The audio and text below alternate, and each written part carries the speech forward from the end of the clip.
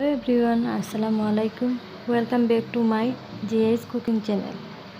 খুব সহজেই মাত্র 5 মিনিটের মধ্যে কিভাবে দুটি ভিন্ন স্বাদের পপকর্ন তৈরি করতে হয় সেই রেসিপিটি আজ আমি আপনাদের সাথে শেয়ার করব।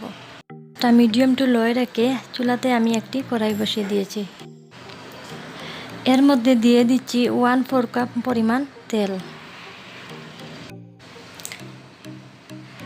এর মধ্যে দিয়ে দিচ্ছি 1 কাপ শুকনো ভুট্টার দানা, অল্প একটু লবণ।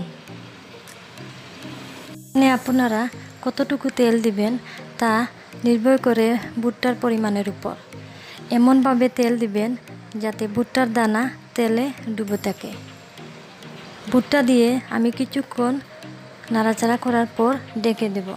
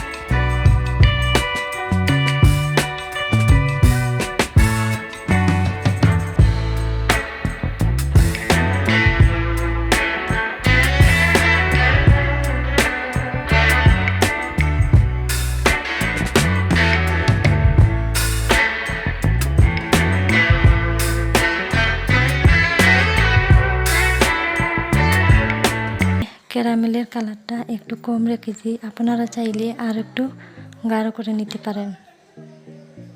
এবার আমি ভেজে রাখা সবগুলো পপকর্ন দিয়ে দেব।